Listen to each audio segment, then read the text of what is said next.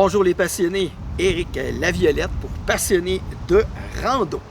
Et aujourd'hui, dans le cadre de notre série Entrevues avec les passionnés, nous avons la chance, je dirais l'honneur de rencontrer un des grands aventuriers de montagne au Québec, Gabriel Philippi, qui en plus nous accueille chez lui, à son chalet, aujourd'hui. Donc, suivez-moi, on y va. Bonjour Gabriel. Salut Eric. Ça va bien? Très, très bien. Merci beaucoup de nous accueillir. Je dis-tu chez toi ici? Ben, c'est ton chalet, si on veut, le chalet de ta conjointe. C'est un camp de base. Un camp de base. Un beau camp de base. Je ne sais pas si vous voyez à travers la fenêtre, mais on a un beau petit camp de base. On a fait notre petite introduction à l'extérieur avant de rentrer. Donc, c'est déjà fait. Je vais en profiter pour commencer en te remerciant, Gabriel. Je t'ai connu un peu à travers Karine, qui est allée en expédition dernièrement avec toi, que les passionnés ont pu voir les entrevues qu'on a fait avec Karine, qui donne sa conférence même ce soir, où tu vas être, si je ne m'abuse. Te remercier parce que je veux pas dire malheureusement, mais on a certains je dirais, explorateurs québécois qui font la sellette, puis que des fois, on essaie de rejoindre, on essaie de faire des entrevues avec eux pour partager ça avec nos passionnés. Puis il y a beaucoup de fois, on se frappe malheureusement à des portes. On se fait dire non, on se frappe à des agents de presse et tout ça. Fait que je tenais à te remercier d'avoir accepté notre offre de partager tes expériences avec nous. Je pense que ça va être un énorme plaisir pour nos passionnés. Fait que je voulais commencer avec ça en te remerciant d'avoir accepté notre offre, tout simplement. Ben, c'est un grand plaisir. Écoute, je pense que c'est comme ça que les communautés sont intéressantes. C'est quand chacun peut partager ses expériences, pour amener des nouveaux à avancer là-dedans, puis d'aider, tout simplement aider les gens. C'est le but, je dirais, principal de Passionnés de rando, c'est ça.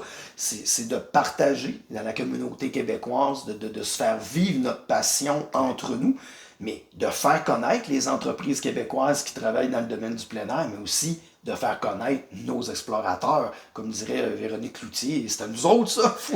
Faut les faire connaître, ces gens-là. Donc, en parlant de faire connaître ces gens-là, c'est qui Gabriel Philippi? C'est quelqu'un qui vit ses passions. C'est quelqu'un qui veut profiter du temps sur la planète, parce qu'on sait tous qu'on est arrivé et on va repartir. Donc, il n'y a pas grand temps à perdre.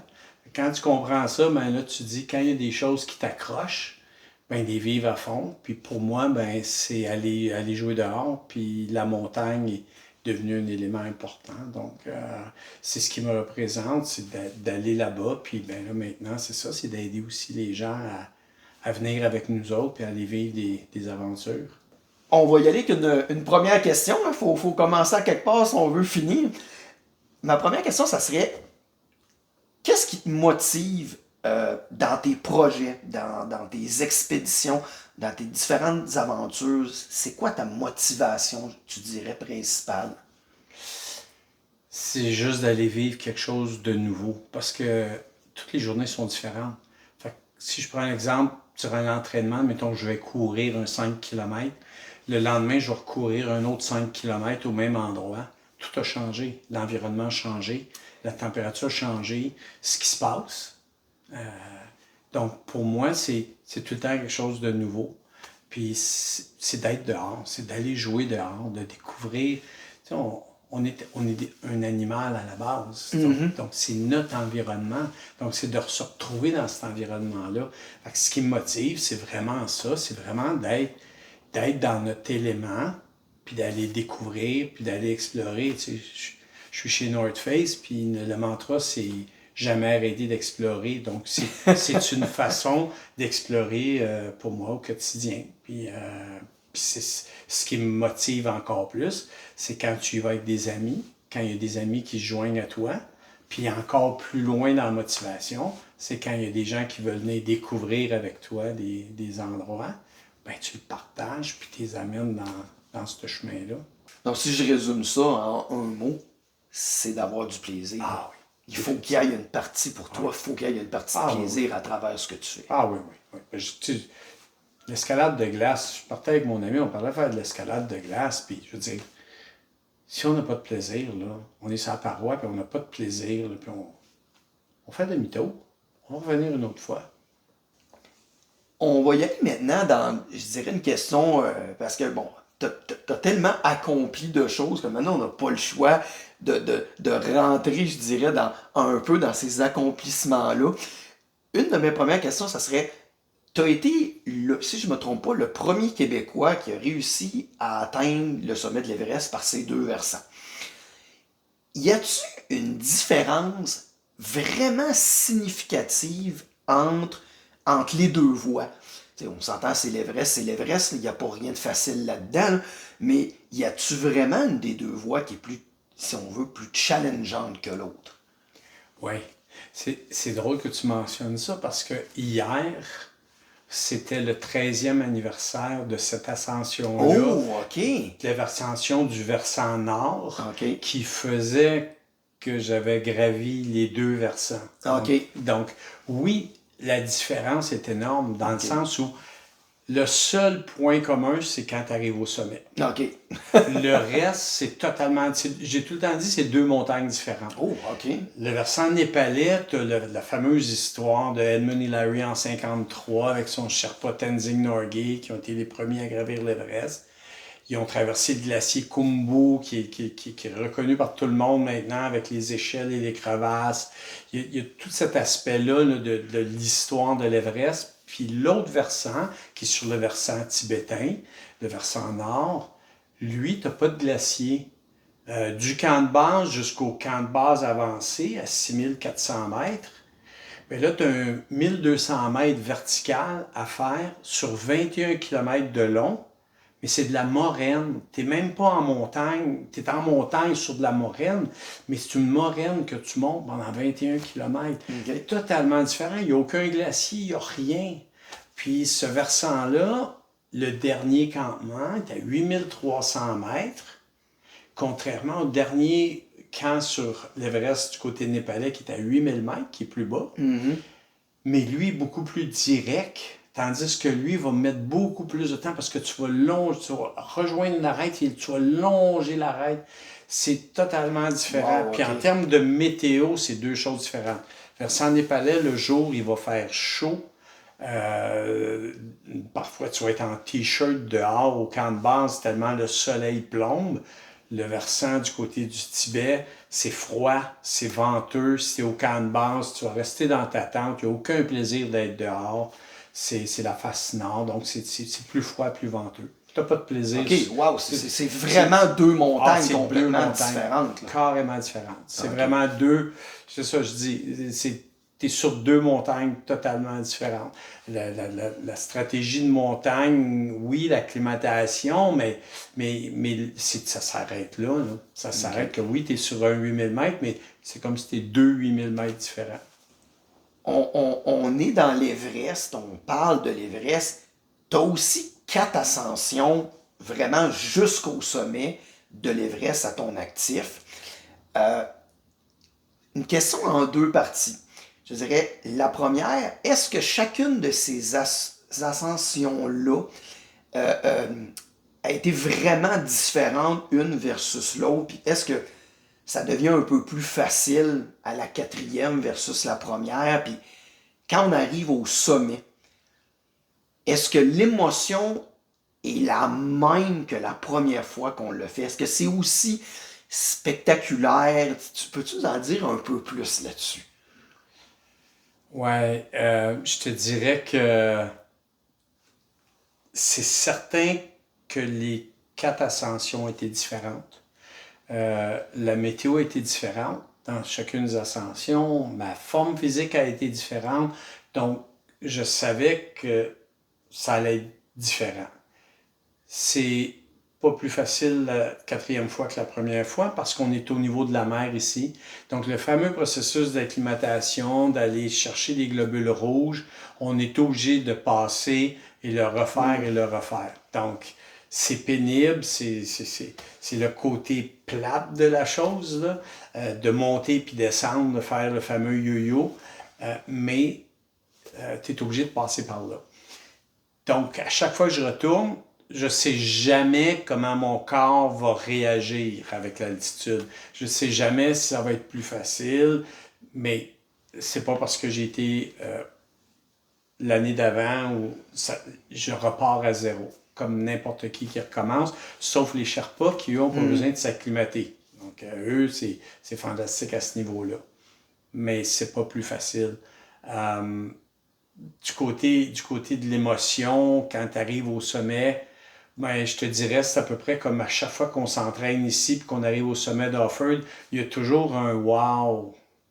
Ça ne change pas. Tu es en haut de quelque chose, tu regardes en bas, il y a un sentiment d'accomplissement. Que tu sois au Mont-Offord, que tu sois à Lafayette, à Washington, que tu sois, peu importe les montagnes que tu vas faire, que tu retournes, il y a ce sentiment-là de wow, c'est beau.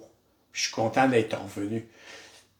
Du côté de l'émotion, je te dirais que je suis beaucoup plus conscient maintenant d'un sommet d'Everest que je l'étais la première fois.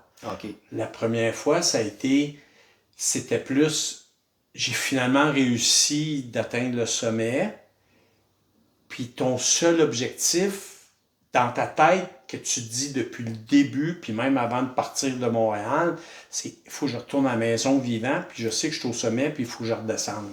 C'est pas fini. La deuxième fois, c'est je connais un peu plus le terrain, puis l'avantage que j'ai, c'est qu'il y a des endroits où je sais que je peux économiser mon énergie. Puis quand je suis au sommet, ben je sais qu'en redescendant, je vais être capable de mettre l'emphase sur la sécurité pour redescendre, mais je vais beaucoup plus profiter du moment en haut. Okay. Donc, la deuxième fois, quand je suis arrivé au sommet la deuxième fois, j'ai passé 2 heures au sommet sans support d'oxygène supplémentaire. Puis pour moi, ça a été ma récompense. Ma récompense, c'est quand j'arrive au sommet, je suis là, je suis sans support d'oxygène, puis je profite du moment, de l'air pur qu'il y a sur la planète en haut, pour ce qui en reste. Ouais. mais c'est de retourner, puis je te dirais que la troisième fois, quand on est allé, on avait l'Everest pratiquement à nous tout seuls. On avait pris une semaine d'avance sur tout le monde qui montait parce qu'on savait qu'il allait avoir foule. On a changé notre stratégie, notre plan, et on avait pratiquement l'Everest à nous autres tout seuls. Donc, on était arrivé sur la dernière arête finale, puis je savais, à ce moment-là, tu n'as plus d'obstacle, tu sais que tu vas atteindre le sommet. Puis, je me souviens, j'avais les larmes aux yeux, j'étais émotif parce que je me trouvais privilégié de me retrouver une troisième fois sur le sommet. Wow. Puis que ma définition de montagne, où il n'y a pas 3000 personnes, même si tout le monde dit que l'Everest, c'est rendu fou, c'est à la queue leu-leu. Il n'y a jamais eu de queue leu-leu, là. On était tout seul. Au sommet, on était juste les deux. On était deux au sommet. Quand on est arrivé, il y avait un groupe de 2 qui ont descendu, puis on était tout seul. On n'a pas eu de trafic. Fait que c'était quand j'ai monté, puis l'année dernière, ça a été la même chose. L'année dernière, j'étais avec des clients, puis j'amenais des clients au sommet d'Everest. Ben, c'est une autre satisfaction, parce que tu amènes des gens, puis là, ton plaisir, c'est de les voir pleurer au sommet, de les voir émus, d'avoir finalement touché quelque chose qui semblait impossible au début, les craintes, l'anxiété que tout le monde a, qui est normal de dire « je vais-tu y arriver ?» Puis après 2 mois d'effort, tu es en haut. Fait que ton travail de guide, de les amener là, de les voir de cette façon-là, ben, c'est une autre façon de voir le sommet. Puis moi aussi, là, je veux dire, je retournerais comme au Mont-Offord, je retournerais toutes les semaines. Là. Je vais y aller avec une petite question sideways, parce que c'est, pour moi, c'est quelque chose de nouveau, parce que bon, je suis pas un spécialiste de la haute montagne, clairement pas. Quand tu m'as dit, je pense la deuxième fois, tu disais, on a passé 2 heures au sommet. Moi, personnellement, je pensais qu'on arrivait en haut de l'Everest, puis c'était, ah, wow, c'est beau, clic, clic, on redescend. Parce qu'on entend parler de la fameuse zone de la mort, puis tout ça, puis que le moins longtemps possible que tu descends. j'ai comme vraiment resté surpris tantôt quand tu m'as dit on a passé 2 heures au sommet. Ça se peut de faire ça. Ouais. Ben,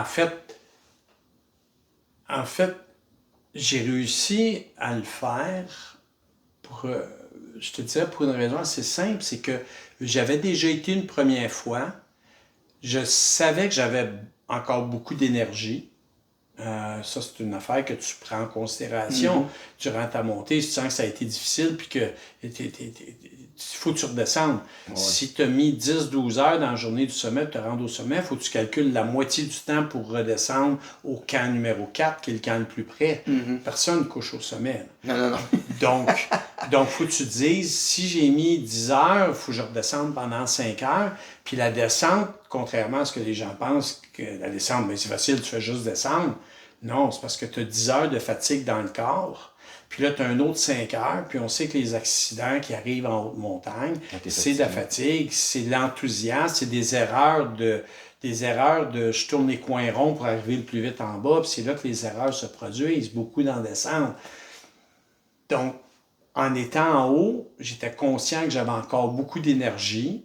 Je savais était où le camp 4, je l'avais déjà fait, donc j'étais en pleine possession de mes moyens physiquement, sachant que je pouvais redescendre, puis mentalement, je savais que j'étais encore là. Donc, je pouvais me permettre ce temps-là. OK. OK, je comprends. Mais en temps normal, les gens ne vont pas passer un temps aussi long.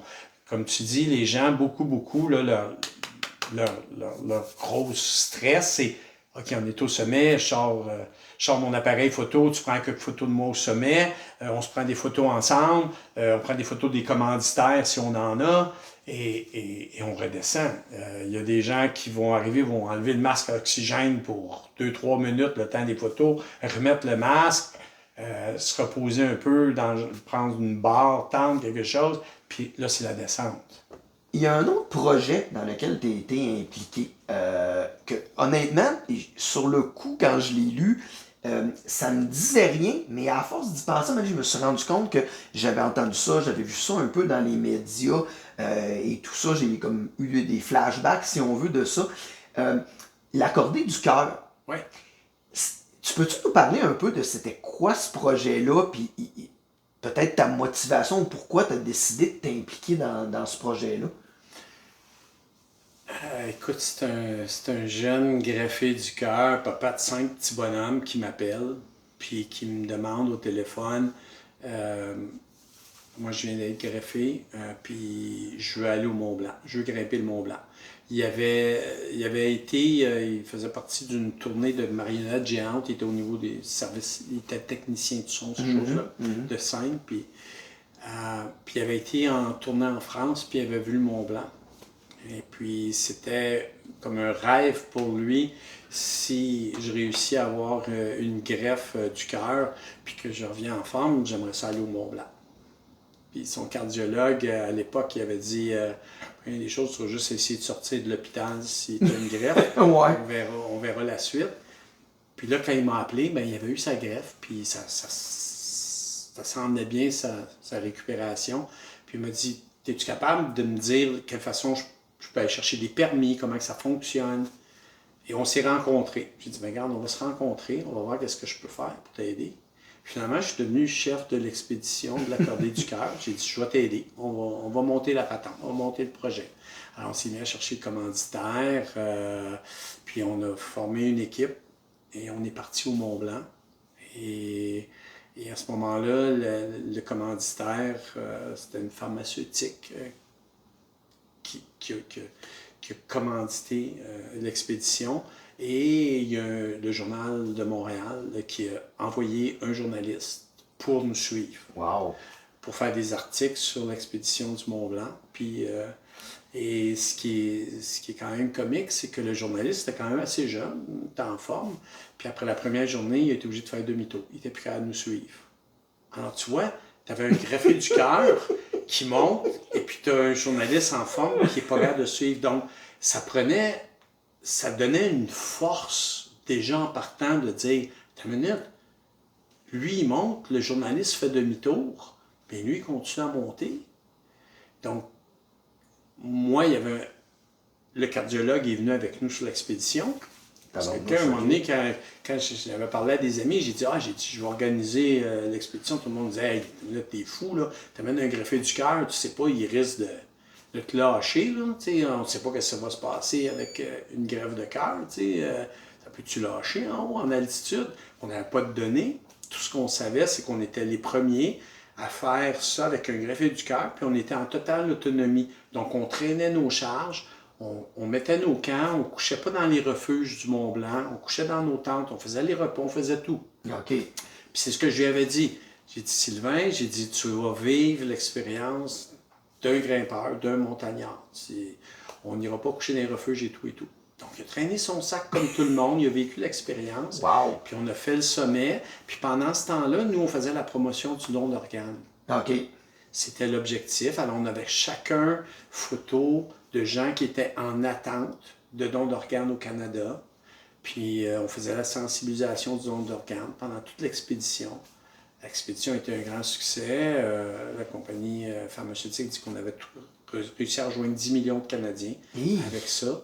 Donc, notre objectif de vouloir toucher des gens était atteint. Était atteint. Puis même qu'en redescendant, on a rencontré un médecin québécois qui, lui, n'était pas très, très chaud à l'idée des dons d'organes, dans le sens où il ne croyait pas trop là, à ce que il n'avait pas signé sa carte. Il n'avait pas signé.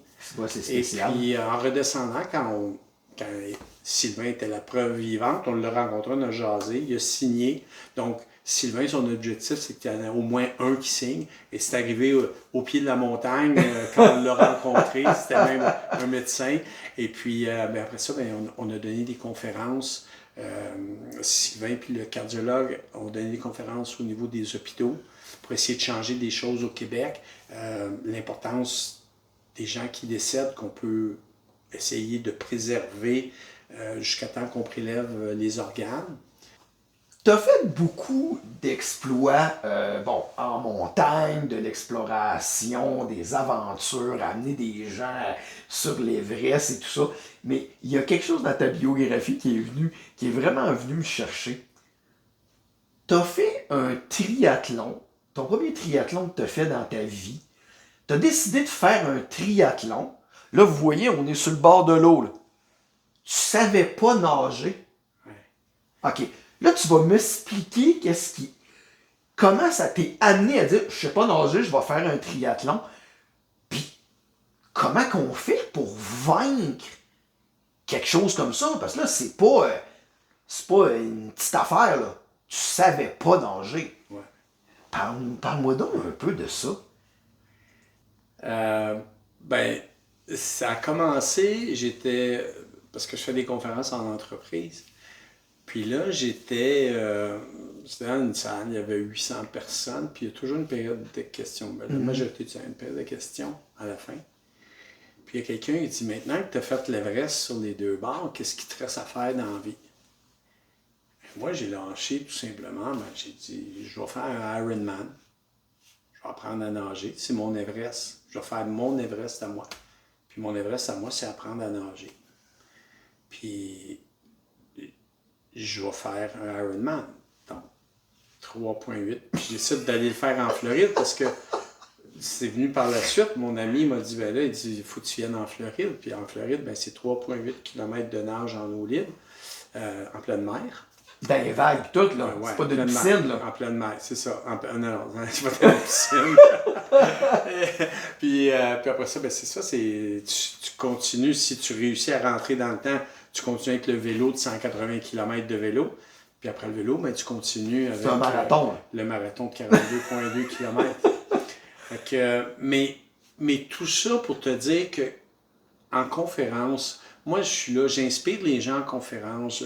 Je leur fais voir que ça dépend de ce que l'entreprise veut comme conférence. Mais il y a toujours de l'inspiration à travers mes conférences. Les gens s'aperçoivent qu'il y a des pépins qui arrivent, puis comment tu t'en sors, comment tu passes par-dessus les obstacles, le travail d'équipe, puis toutes ces choses-là rentrent dans une conférence. Mais je dois être l'exemple quand je leur dis « vous êtes capable, puis vous êtes capable de le faire, puis vous devez croire en vous », Bien, ça commence par moi. Je dois Ouais. montrer l'exemple.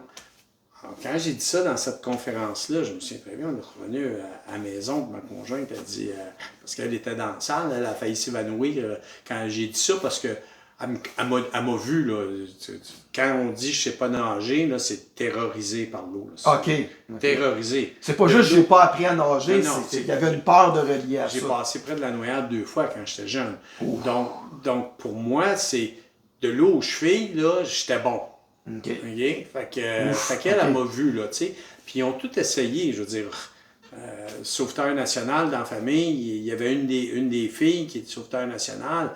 Ils ont essayé, ma conjointe, elle a essayé. Elle a dit, regarde, elle dit, tes pieds kickent pas, là, tu fais de la montagne, t'as des pattes de chèvre, là, c'est barré ton affaire, là, ça marche pas. Puis, fait qu'elle dit, tu te rends compte qu'est-ce que tu viens de dire, là, tu sais? Qu'est-ce que tu vas faire? Je dis, ben, je vais me prendre un entraîneur. Je me suis pris l'entraîneur de triathlon des filles, parce que les filles étaient dans le triathlon. Puis elle a commencé à me donner de la formation, puis j'ai tranquillement avancé là-dedans, elle me mettait beaucoup en confiance, ça a été beaucoup de travail, puis finalement, je me suis retrouvé à faire le Ironman en Floride, puis de sortir vivant de l'eau. Dans tes expéditions, dans les aventures que tu as faites, tu dirais que ça a été quoi le moment qui a été le plus difficile pour toi, ou si on veut peut-être le moment où tu t'es senti le moins en contrôle? Le moment où je me suis senti le moins en contrôle, en fait, je te dirais c'est possiblement quand je suis allé sur Hoyos del Salado, qui est un sommet en Argentine. Je suis parti tout seul. OK. Je revenais de plusieurs voyages d'expédition, puis je suis revenu à la maison, je suis parti en Amérique du Sud avec les vols. Après ça, j'ai pris tout de suite un bus de nuit pendant 12 heures, m'amener dans la région. Après ça, j'avais loué un camion qui m'attendait. Puis là, je m'en allais dans le désert d'Atacama pour rejoindre Hoyos del Salado. Tu es tout seul. Tu as même une grosse tank d'huile à chauffage dans la boîte en arrière du pick-up parce qu'il n'y a rien. Là. Il y a des mines qui sont plus loin, mais là, tu vas t'en aller dans un endroit où il n'y a plus rien. Donc, tu fais le plein d'essence dans la grosse tank d'huile à chauffage OK. pour ton trajet. Puis à un moment donné, tu lâches la route, tu vois le Hoyos del Salado, puis là, tu t'en vas dans ce chemin-là. Puis là, Et là, je me suis retrouvé là, et il y a toute la fatigue du voyage. J'ai passé beaucoup de temps dans les avions, la déshydratation, l'acclimatation était partie. Et à ce moment-là, quand je suis arrivé dans la petite cabane qui était là, ben là, mon système a comme carrément lâché. Shutdown. Ouais. Et là, j'avais de la misère à me déplacer. Je rampais dans la cabane juste pour essayer d'aller faire juste uriner à l'extérieur. Ça a été le moment qui a été le plus difficile en montagne parce que là, je pensais que c'était fini. J'étais tout seul, il n'y avait pas d'assistance. Je ne pouvais même pas retourner dans mon camion pour le conduire, j'étais trop faible. J'aurais jamais été capable de repartir. Fait que là, je me suis dit, je vais juste essayer de rester réveillé parce que j'avais peur de m'endormir mais pas me réveiller. Pas de réveiller. Puis il y avait un petit bureau avec, je le raconte dans le livre en fait, il y avait un petit bureau, puis il y avait comme un carnet où les gens écrivent beau voyage, Oui. une petite marque de Oui. souvenir. Oui. Puis moi, j'avais laissé une note à mon amoureuse pour lui dire voici ce qui se passe, voici ce qui s'est passé. Au cas où je décède, il allait avoir quelque chose d'écrit. OK, c'était rendu là. Oui, j'avais vraiment, je me trouvais à plus être en compte. J'étais plus en moyen de faire rien. Puis c'est à une époque où je voyageais, pas de téléphone satellite. Ça a été une erreur à ce moment-là. Parce que moi, je pensais qu'elle allait avoir d'autres personnes sur la montagne, qu'elle allait avoir d'autres gens. À la limite, justement, prête-moi ton téléphone ou vous avez des communications, de parler aux rangers. Puis quand j'ai rentré chercher mon permis, les rangers, ils ont dit il n'y a personne sur la montagne. J'ai été voir les rangers qui étaient dans la petite ville que je quittais. Puis ils m'ont dit tu vas être tout seul, il n'y a pas d'autre expédition. Donc, j'avais aucun moyen de communication avec qui que ce soit. Puis je ne pouvais pas partir de là. J'étais confiné dans cette petite cabane-là à m'en sortir. Puis à cet endroit-là, là, tu n'es même pas dans la montagne encore. Là. Bien, j'étais au pied de la montagne. J'étais autour de 4000 mètres d'altitude. OK. Ouais, mais la route que j'ai lâchée pour m'amener dans ce fameux bout de désert-là qui t'amène à la hutte qui est en bas, où le point de départ des gens se fait. Parce que c'est comme un lit superposé à l'intérieur. Les gens peuvent partir là. Et je te dirais que je me suis endormi, puis le lendemain matin, je me suis réveillé, j'étais encore là, j'étais encore vivant. Puis mon réflexe a été de partir vers la montagne. Puis là, il fallait transporter toute ton eau parce que il n'y avait pas d'eau au prochain point où ce que tu devais coucher, parce qu'il y avait une autre hutte, qu'on me disait, plus haute, à un autre point plus haut. Puis c'est à partir de là que tu fais ta tentative de sommet. Mais on me disait que jusqu'à la prochaine lutte, il n'y avait pas de glacier, il n'y avait rien. Fait qu'il fallait que tu transportes ton eau. Fait que j'avais des grosses cruches de 4 litres d'eau que je devais transporter avec mon équipement. Et j'ai tout pacté. Moi, je me suis dit, je vais y aller, je suis correct. Puis fait que toi, tu pensais que tu allais mourir la veille. Ouais. Tu t'es réveillé le lendemain matin. Ouais. Puis ta première idée, c'est de dire, je vais aller monter en montagne. Ouais. OK. Ouais. Ça a été, mais je suis correct. Je suis correct. Ouais, t'es là, j'ai passé. Puis, mais tu sais, j'ai été rappelé à l'ordre assez rapidement parce que j'ai pacté mes affaires. J'ai essayé de manger une bouchée le matin. Puis, j'ai mangé quelques petits trucs bien simples. Puis, j'ai commencé à marcher. Puis, je te dirais, j'ai peut-être fait... je me souviens pas. J'ai pas fait grand-chose. J'ai marché peut-être une centaine de mètres. Je me souviens pas, là. J'ai pas marché beaucoup. Il faisait chaud, c'était pesant, j'étais faible, je voyais que je me rendrais nulle part, tu sais.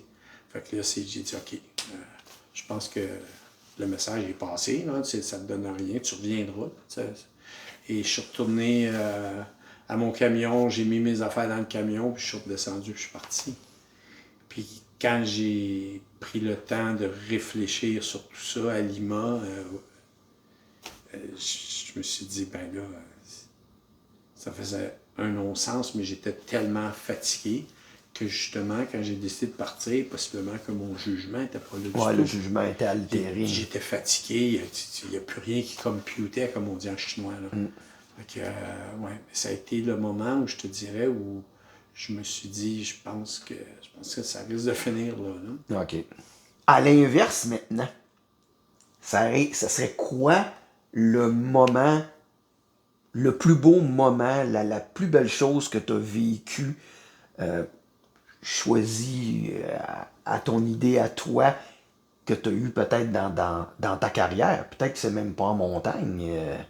Mais moi, je pense que chacune des expéditions ont chacun un moment privilégié que tu gardes. Ouais. Je suis capable d'identifier à chacune des expéditions, si on prenait le temps, là, à chacune des expéditions, je serais capable d'identifier un moment qui a été un moment super fort de l'expédition, qui est un souvenir marquant de cette expédition-là. Si on regarde dans l'ensemble, une expédition, tantôt je te parlais du greffé du cœur, parce que ça a été pour moi une expédition à caractère très humaine comme expédition, ça a été un beau moment.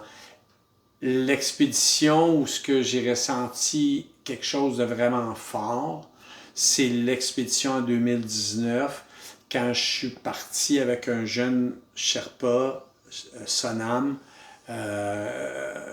qui est rendu un frère pour moi, puis on a fait Everest et Lhotse, qui est le 4e plus haut sommet du monde, qu'on a réussi à faire ces 2 sommets-là en moins de 24 heures. Ah oui. Ça, pour moi, ça a été un moment magique parce qu'on n'avait aucun objectif. Au départ, on ne devait même pas aller sur l'Everest. Au départ, on allait sur le Lhotse avec un ami à moi, Eric, qui a dû faire demi-tour. Il y a eu un problème de vision à un moment donné durant l'expédition de l'Otse. Et là, les plans ont tout changé. Je me retrouvais avec Sonam et on avait encore 2 mois d'expédition pratiquement. En fait, on avait perdu peut-être... On avait déjà à peu près 2-3 semaines qui étaient écoulées de l'expédition avec Eric. Donc, il nous restait encore beaucoup de temps. Et c'est là que les plans ont changé. Donc, on est parti sur une aventure en se disant, on a du temps, qu'est-ce qu'on fait? Et on s'est retrouvé à faire l'Everest et le Lhotse en moins de 24 heures. Et sans se mettre de pression, zéro, on a dit, bon, OK, on va aller faire l'Everest, puis en redescendant, bien, on se repose. Puis si on se sent bien le lendemain, on ira sur le Lhotse. Sinon, on laisse faire, on descend. On est là pour Pas le de plaisir. pression. On Ouais. est là pour le plaisir. Puis moi, ce jeune homme-là avait été porteur sur une expédition pour nous. Il n'était pas un Sherpa. Mais il a été là dans un moment difficile d'une de mes expéditions où j'ai fait une chute où j'aurais pu mourir. Puis cette nuit-là qu'il a passé avec moi, il s'est occupé de moi cette nuit-là en attendant que les hélicos viennent me chercher le lendemain. Puis durant cette nuit-là, moi, je ne pouvais pas dormir. J'étais magané. J'étais vraiment magané. Et on a parlé durant la nuit. Puis lui, son rêve, c'était d'être un Sherpa un jour. Puis moi, je lui avais dit, si je reviens un jour, si je suis capable de revenir faire de la montagne un jour, ben je vais te prendre. Je vais te donner cette opportunité-là.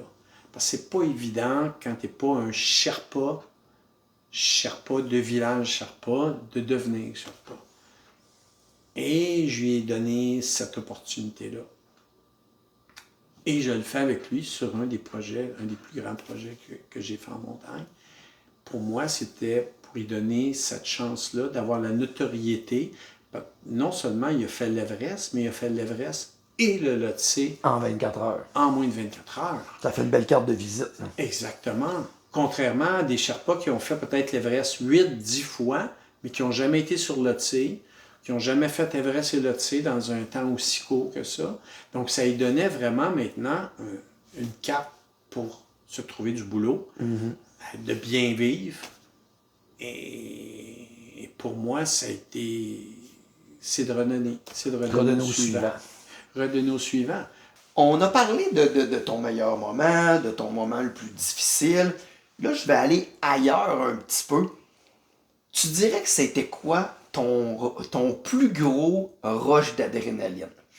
Le moment là, qui t'a donné le plus de thrill, je sais pas comment l'expliquer, là, mais que c'est vraiment là, adrénaline parlant, là, le sang d'un veine là, qui t'a donné le plus gros rush dans tes aventures. Je pense que c'est un ultra trail. C'est drôle, hein? OK.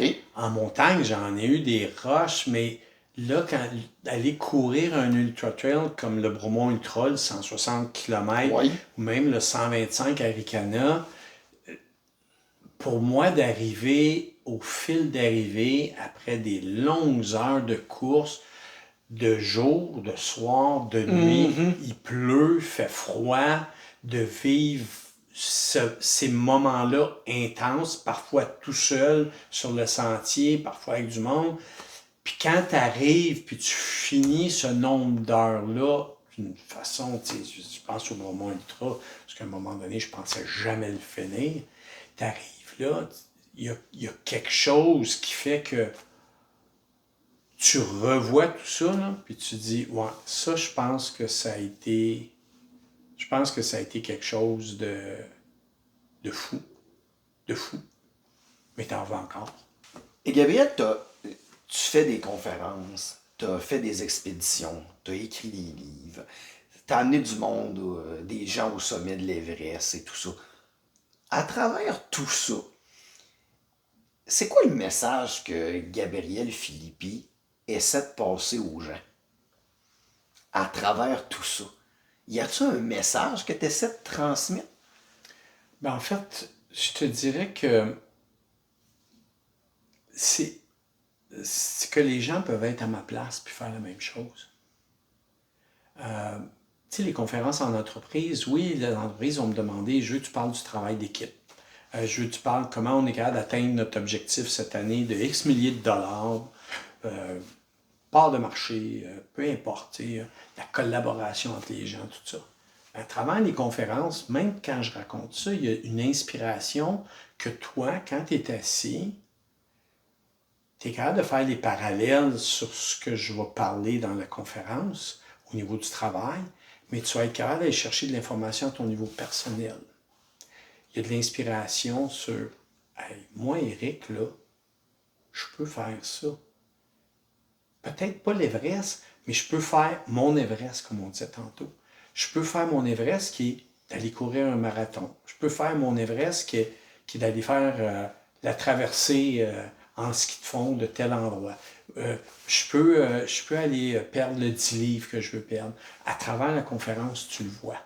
Tu es capable de connecter des morceaux. Tu es capable de le voir dans le livre aussi. Dans le livre, tu vois d'où je suis parti, comment j'ai avancé. Puis, je veux dire, je viens d'une famille de 10 enfants, là.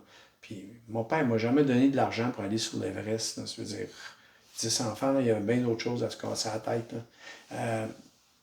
Tout ce que j'ai fait ou ce que je me suis rendu, les choses que j'ai réussi à faire, ben, je suis parti, puis je pense qu'il y a une recette à mettre en place. Mm-hmm. Puis quand tu la mets en place, puis que tu as de la discipline, ça prend de la discipline. Parce que souvent, les gens pensent que c'est de même que ça se fait. Puis les gens oublient des fois qu'il y a des efforts à faire, qu'il y a une discipline à avoir, qu'il y a une persévérance à avoir. Mais si tu émets ces éléments-là, puis tu veux vraiment aller chercher quelque chose, tu vas l'avoir. Puis je pense que c'est le message à travers toutes les affaires que je fais. Parce que moi, je suis défini, parce qu'à un moment donné, quand je suis revenu de l'Everest la première fois, je n'avais pas fait le sommet. Mon chef d'expédition, Babou Sherpa, qui a deux records Guinness qui tiennent encore aujourd'hui, m'avait dit, Gabriel, pose la question, pourquoi ça la montagne? En t'en retournant, pose la question. Puis j'ai réussi à savoir que moi, je ne m'étais pas posé la question avant, pourquoi? Puis c'est important. C'est important de savoir pourquoi on se lève le matin. Qu'est-ce qui va faire que tu vas être heureux aujourd'hui dans ta journée, au travail, à la maison? Puis je le sais, je me suis défini comme une personne, je sais pourquoi, j'aide. J'aide les gens. Puis c'est ce que j'ai fait quand on était à la maison, 10 enfants. Ma mère, je peux te dire que quand il pleuvait dehors, puis qu'il fallait qu'on reste dans la maison, puis tu as 10 enfants qui courent, elle était bien contente que moi, le troisième plus vieux, j'organise des compétitions de hockey sur table, puis de parchésie, puis de pichenottes, puis de, tu sais, puis j'occupais la gang. J'aidais ma mère parce qu'elle pouvait se concentrer vers le repas, le lavage, ces choses-là. Puis après ça, ben, mon métier dans le trafic aérien, c'était d'aider les pilotes à avoir des vols sécuritaires. Aujourd'hui, dans les conférences, ben, j'aide les entreprises, j'aide les employés. Aujourd'hui, avec ma compagnie d'expédition puis de randonnée, ben, j'aide les gens à réaliser leurs rêves. Il y en a qui ont un rêve d'aller au camp de base d'Everest. Il y en a qui ont un rêve d'aller gravir un 6000 mètres, un 5000 mètres, un 8000 mètres. Ils ont un rêve d'aller gravir l'Everest. Je suis là pour les aider. Fait que, moi, je sais ce que le matin, je me lève, mon bonheur, il est là. Qui je vais aider aujourd'hui? OK. Puis, tu sais, on est en entrevue. Puis, je pense qu'en quelque part, ça va peut-être aider des gens, des randonneurs, à se pousser peut-être un peu plus ou à se dire j'ai tout le temps rêvé d'aller faire celle-là. Oui, je m'y mets. Je vais m'entraîner, je vais faire ce qu'il y a à faire, je vais aller chercher l'équipement, je vais aller demander à des gens qui l'ont déjà fait, je vais mettre un plan, je vais me mettre en action, puis tu comprends? Fait que c'est pour ça, moi, je me définis comme ça, puis je pense qu'à travers ce que je fais, ben, je transmets ça. Je pense qu'il n'y a rien d'autre à dire. Notre dernière question qu'on pose à tous les gens, c'est un peu une question clé, hein, quitter au début. Ouais. Puis ils ont toujours quelques questions, les points forts, les points faibles, qui reviennent dans nos différentes entrevues. Puis une qu'on fait revenir à tout le monde, c'est quelle est ta pièce d'équipement favorite? Ah! Ça, souvent, les gens sont comme hein, OK. Pièce d'équipement. En fait, vite comme ça, là, je te dirais le duct tape. C'est vraiment bon. Je pense que ça va rejoindre beaucoup beaucoup de nos gens. Je trouve que le duct tape, tu sais, là, il y avait une annonce de carte de crédit, partez jamais sans elle. Oui. Mais quand tu pars quelque part, je pars jamais sans le duct tape. Autour du bâton, sur un bout de exact. carton dans ton Moi, c'est sur le sac. piolet, là, sur le manche du piolet. Je mets du duct tape sur mes 2 manches de piolet. Fait que si je vais en escalade de glace, il y a de quoi parce que tu mets du duvet, tu ouvres une pièce, le duvet se met à sortir. Puis ça m'a donné mon premier sommet d'Everest, le duct tape. Ah oui. On était en journée du sommet, je vais te raconter ça rapidement. On est dans une journée du sommet, on s'en va et on décide qu'on prend une pause et je m'assois sur une roche coupante. Puis quand je me relève, les plumes de duvet qui volent de partout. Ouais, OK. Et là, je comprends pas. Puis là, je me tourne de bord, puis l'ACPA, il dit c'est ouvert au niveau des fesses. Okay. J'étais sur une roche coupante. Fait que là, j'avais mon piolet, on a pris du duct tape, on a tout arrangé ça, puis j'ai pu continuer. Ah, eu du duct tape, là, les plumes seraient parties, j'aurais eu froid à un moment donné. Regarde, on a terminé. Je te remercie encore une fois énormément. Je pense que toute notre communauté de passionnés de rando, je pense, va devenir encore plus passionnée. Puis comme tu dis, va peut-être amener plein de gens, on l'espère, à se dépasser, à en faire plus. Puis chacun, comme tu dis, avoir notre petit Everest à nous. Donc, encore une fois, je te remercie énormément de ton temps. Ben, merci à toi, puis merci à toute ta communauté, puis bonne rando à tout le monde cette année. Merci beaucoup. Bonjour tout le monde. C'était Éric Laviolette pour Passionné de rando avec Gabriel Philippi.